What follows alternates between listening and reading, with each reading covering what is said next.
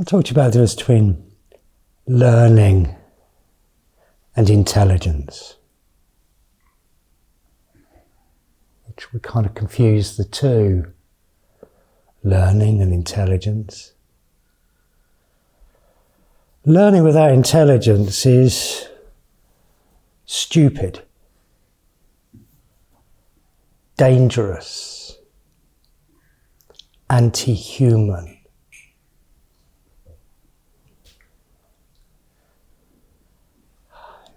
Heard of this chat GPT thing? Yeah. It's mad, isn't it? Yeah. You've just got to write stuff for you. You say, write me an article on synapses and cocaine, and I want you to put it in a friendly format and properly referenced, and there it is, it's done. And all the paragraphs are laid out right, and all the words done. The words are so carefully chosen. You know, they're like buzzwords and power words, and God, you know, and no marketing, regular marketing person could write as well as that. You say to it, create draw this picture for me, yeah, and it will produce this incredible picture that. Wow. It has access to all the learning in the world. And it can process it 1 billion times faster than you can. Because mercifully, there's more to you than you're learning, is there not? You're a human being with a soul, and you have access now to a level of mind beyond your learning. And this is kind of my challenge in teaching you this, is that if this becomes learning, then I'm taking you away from intelligence. Wow. So don't try and understand. You don't need to take notes. There's nothing to learn. We're accessing a level of mind beyond your learning. And you're all doing it, aren't you? That very first time, when you got totally present and totally awake and the thinking stopped, there was a shift in mind, a shift in intelligence. And ever since then, you've been observing your learning, haven't you? You've been observing your thinking. You've been observing your patterns of behavior. You've been observing your beliefs. You've been overriding your learning. And until you're able to see your learning and override your learning, you are a robot. You're more stupid than ChatGPT. Your intelligence is beyond your learning. And now you're starting to watch your learning, aren't you? And you've all been watching your learning, and you're starting to see how stupid your learning is. We could substitute that word learning for conditioning. Psychologists might call it conditioning. And what they'll say is that that's all you are. You're just layers and layers and layers of learning. And it starts when you come out of the womb, pretty much, but really accelerates when you start to experience the world through language, through words, because this is learning. And then we learn about the world, don't we? We develop beliefs about the world based upon our environment, our culture, how we're parented, from our experiences, from layers and layers of learning. You know, which is why the early learning is so disproportionately important, because it's through that early learning that all other learning is then interpreted. Did you see the limitations of learning? Once we have the learning, we can only see through the learning.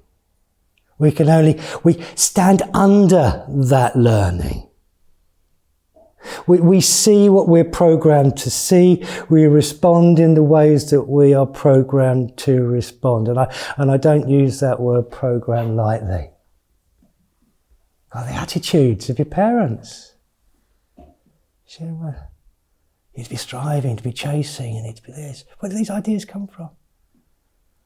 I bumped into an old mate of mine on the train a few weeks back, something I went to school with. He goes, how's it going? And I said, God, I'm really busy. Just got so much work and I'm really busy. And he goes, that's great. In what kind of fucked up world is that great? I'm coming up for 60. Look, I work 3 days a week. I only do the work I want to do, and I spend a lot of time sitting in the garden taking in the sun. That's good. But this kind of inbuilt belief that we need to be busy. Obviously, I'm wasting time sitting here. I need to be doing something. Wow. How early is that programmed into your psyche? And we have these layers of learning, don't we, growing up, little experiences, throwaway remarks that somehow we take on board and they become me. And so these layers of learning grow. And as these layers of learning develop, this sense of self emerges. This is me. My story. My history. My learning. That's me. Sometimes when I do that sort of that first class where I explain to people the past doesn't exist, sometimes people get really quite defensive and they'll go, but I am my past. That's what's made me who I am. And unfortunately for those people, that is true. They are their past. But it's not true for you. You are free to be all the infinite possible expressions of you that are not contained within your past. And that's one of the most beautiful things about doing this work. It's in these more advanced classes. I see how you've all moved on.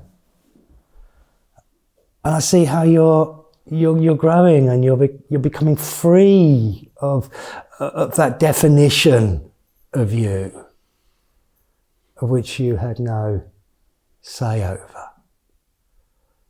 And it starts with our parents and our culture, and so this sense of self emerges, and education and schools and society, and so there can be some really unhelpful beliefs in there, can't there? I'm not good enough. Well, if I'm not good enough, I won't try, will I? Because I'm not good enough. In fact, even when I am doing well, I'll kind of sabotage it a bit because I'm not good enough. It kind of becomes a self-fulfilling prophecy, doesn't it? I'm unlovable. That's something that I picked up from my mum, bless her. She did a lot of shouting. Still does, doesn't she? Not so much at me these days, but she does a lot of shouting. And I suppose a little boy growing up, that had an impact on my learning, on my conditioning, on my sense of self.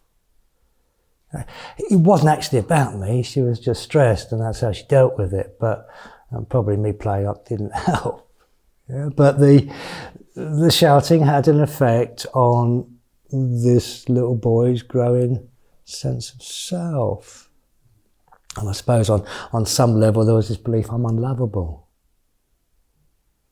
So I've been married twice and neither of my wives love me.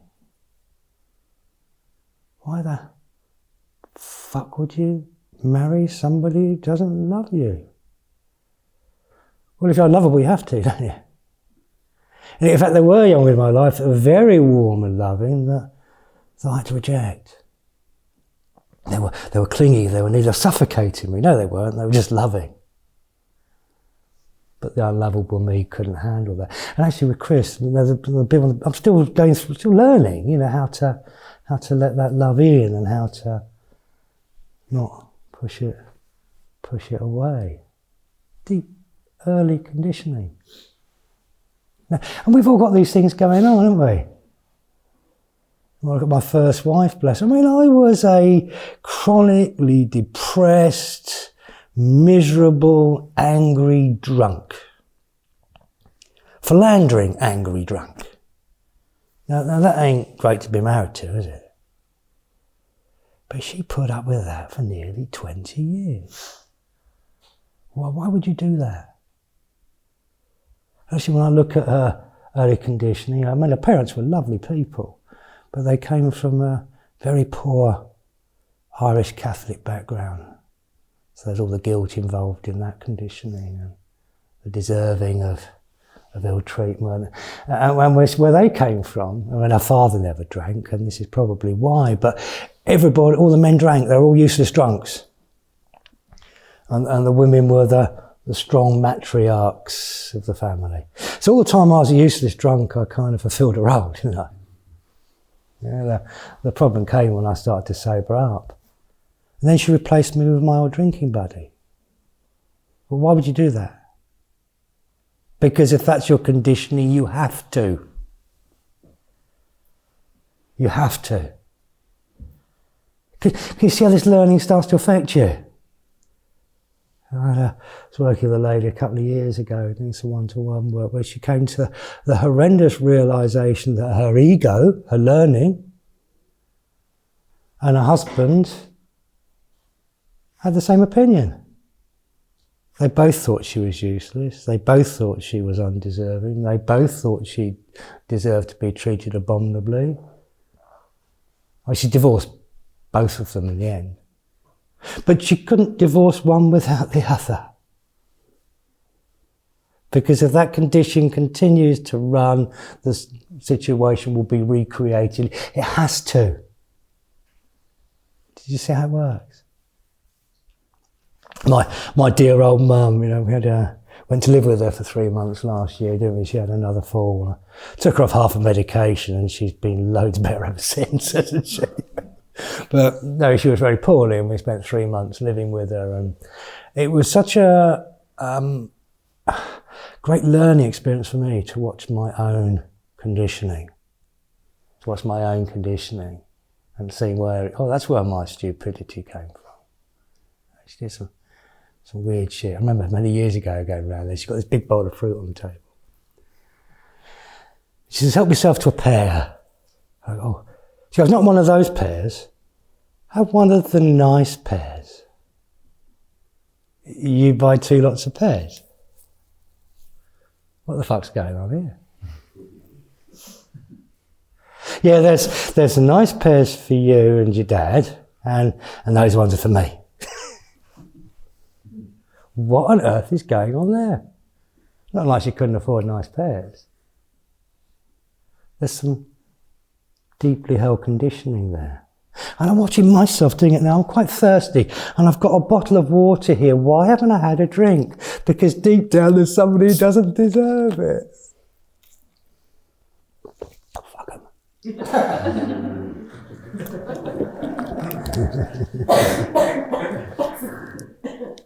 Came in a few weeks back and somebody very kindly put a cushion on my chair like this, and I take one look at that and this little voice goes, comfy chair? You're turning soft. I'm nearly 60, give me a comfy chair. But there's some deep conditioning there acting itself out, isn't there? And you're all doing it. You're all doing your craziness.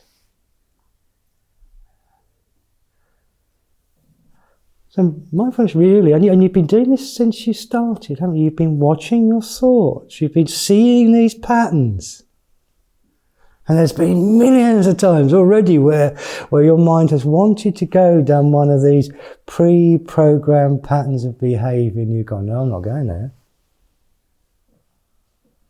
Overriding the program. Overriding the program. And my guess is your behaviour is changing too, that you're acting differently, you're dealing with things differently. Because you're consciously choosing rather than you're learning, dictating. One of the most beautiful things about being with this lady for the last 3 years is watching her ditch her conditioning. Just layers and layers of it falling away. My old mum, treating herself for the first time in her life. She can't stop it now, can she? Yeah, but treating herself for the first time in her life, indulging herself. Wow. Breaking 88 years of conditioning. That's the lovely thing about seeing you as you'll come back. Just watching the conditioning falling away, and in that space, you emerging. Some people said to me that I'm not the same person I was a year ago. Well, but you're more you than you've ever been, aren't you? Because you're letting go of that programming that isn't you. Do you get the idea? Layers and layers and layers of learning. Without awareness, we are a slave to that program, and I don't use that word lightly. And I will return to that later. The ego is identification with thought. The belief that you are your thoughts. The great deceiver. Everything it tells you is a deception. Every word of it. Now it's easy for me to say that because my ego was trying to kill me. It was getting me to drink myself to death. In fact, towards the end it was telling me to jump under a train. You know, it was being quite blatant about it. But yours may be more subtle. And it's a possession. Most people are absolutely possessed by their learning and they don't even know they're possessed. Which is why they're so odd. They behave in such strange ways. Because they're not in control of themselves. They have to run the program. But you're lucky. You can be mindful. And every time you bring your attention into the present moment, you step out of the conditioning, step out of the program.